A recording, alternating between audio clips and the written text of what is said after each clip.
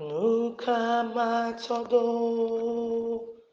Akpenani Mawu Nukamatodo Nemaukoreji Matonyenubalo Akafrida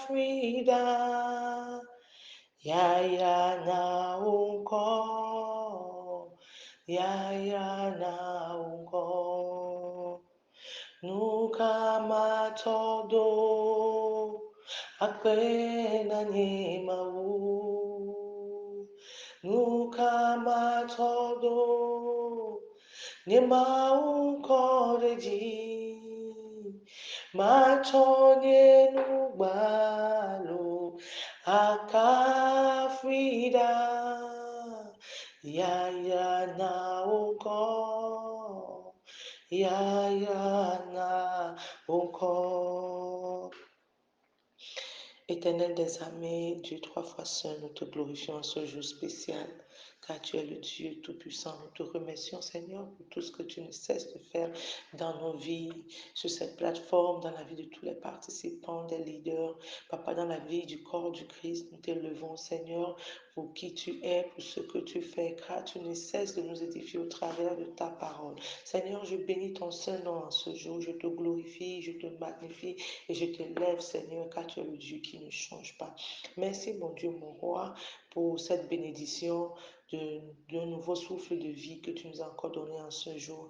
Merci, Seigneur, de nous avoir donné la grâce de nous tenir devant ta présence une fois de plus, malgré nos iniquités, malgré nos faiblesses, malgré nos ignorances. C'est pourquoi nous demandons que tu nous purifies par ton sang précieux.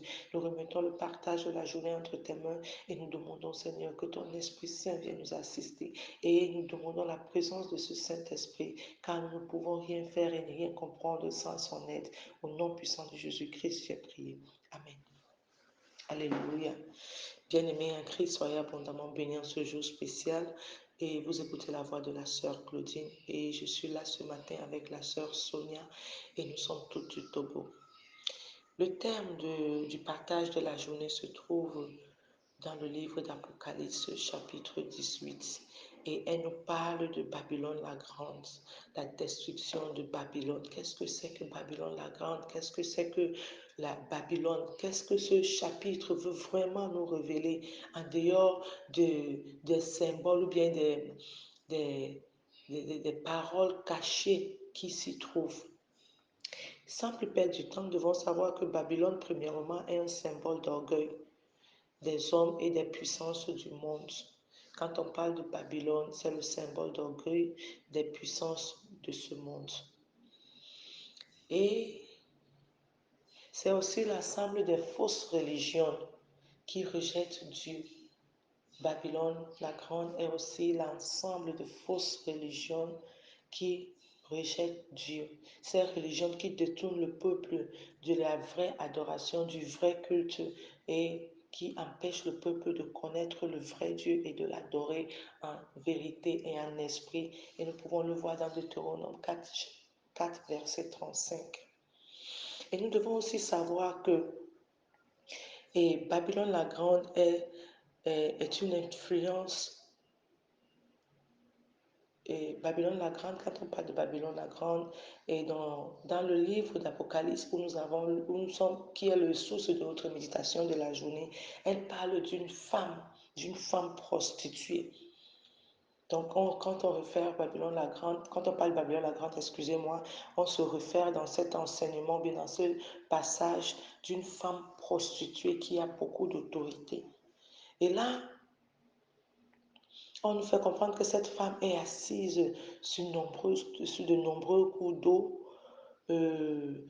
qui symbolisent ces nombreuses cours d'eau. Nous devons savoir, avant de continuer, nous devons savoir que le monde entier est relié les uns à des autres par des cours d'eau, par des frontières.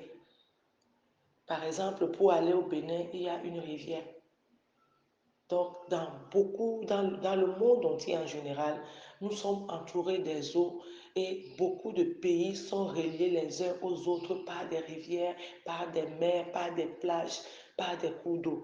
Et ici, dans cet enseignement, on nous fait comprendre que Babylone la Grande, cette grande prostituée, est assise sur de nombreux cours d'eau qui représentent, bien qui symbolisent beaucoup de nations, beaucoup de foules, une grande foule, beaucoup de peuples de différentes langues. Alléluia. Et Babylone la Grande aussi représente une entité internationale. Elle représente une entité internationale. C'est une organisation influente d'envergure internationale. Qu'est-ce que je veux dire par là? Tant que cette adoration,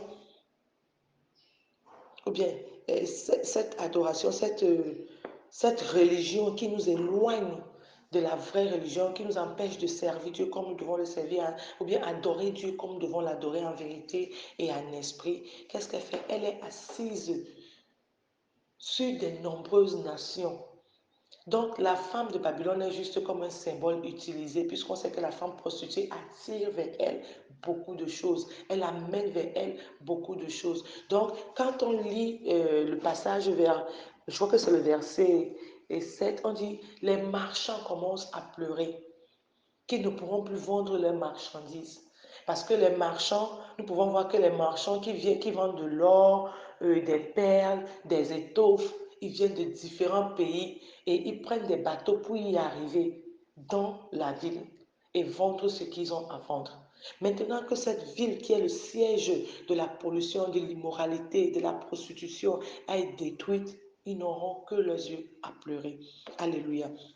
Donc, nous pouvons voir premièrement dans ce passage, je ne vais pas lire le passage parce qu'il est vraiment lent. Nous parlons premièrement, le premier thème, c'est de la lamentation de la terre et la joie du ciel. Là, nous pouvons le voir dans Jérémie 50, verset 29.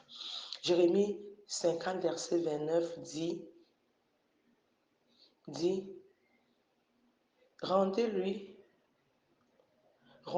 selon ses œuvres, car elle s'est élevée avec fierté contre l'Éternel, le Saint d'Israël.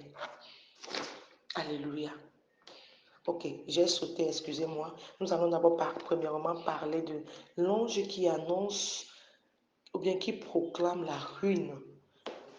Excusez-moi, j'ai sauté le point 1, je suis directement tombé sur le point 3, excusez-moi. Donc l'ange qui proclame la ruine, dans Ésaïe 21, verset 9. Ésaïe 21, verset 9 dit, elle est tombée, Babylone, de toutes les images, et toutes ces images, alléluia, on dit qu'elle est tombée, donc Babylone la grande est tombée. Elle est tombée. Donc l'ange annonce premièrement la chute de Babylone la grande. Et maintenant le deuxième point, elle invite les chrétiens à sortir de Babylone, de sortir de ces adorations, de sortir de ces villes, de sortir du milieu d'eux. Et là nous le trouvons dans Jérémie 51, verset 45. Jérémie 51, verset 45 dit, sortez du milieu d'elle, mon peuple. Alléluia. Sortez du milieu d'elle, mon peuple, et que chacun sauve sa vie.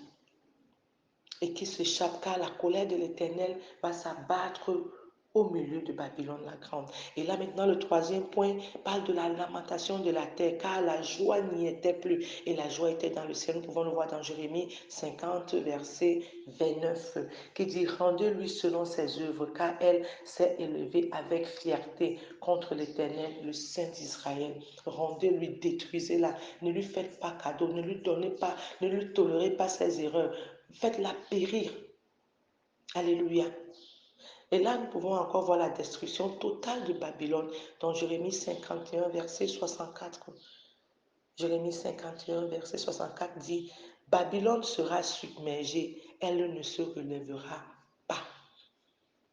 Ces royaumes, ces organisations internationales qui sont vraiment influentes seront déracinées, seront détruites par la main de l'Éternel, pour qu'elle sache que c'est le Dieu Tout-Puissant qui a combattu pour son peuple. Alléluia. Pourquoi tout cela? Parce que Matthieu 23, verset 35 dit, afin que retombe sur elle tout le sang des innocents qu'elle a tués d'Abel jusqu'à Zacharie.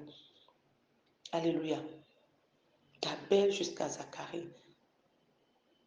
Parce qu'on a trouvé chez elle le sang des prophètes et le sang des saints qui ont été égorgés sur la terre. Dans d'autres versions, on parle qui ont été tués de l'autel ou bien du temple vers l'autel. Alléluia. Soyez abondamment bénis. Soyez abondamment bénis. Venez d'écouter la voix de la sœur Claudine. Et j'aimerais vraiment vous exhorter à aller vraiment dans ce chapitre car il est riche. Il est riche. Il est riche de mystères. Ce chapitre d'Apocalypse 18 est vraiment riche de mystères. Et je vous exhorte vraiment à y aller, à lire et à demander à l'Esprit de Dieu de vous éclairer au travers de sa parole. Soyez abondamment bénis. Vous venez d'écouter la voix de la sœur Claudine. Et je suis là ce matin avec la sœur Sonia. Et nous sommes tous du Togo. Soyez abondamment bénis. Shalom, shalom, shalom.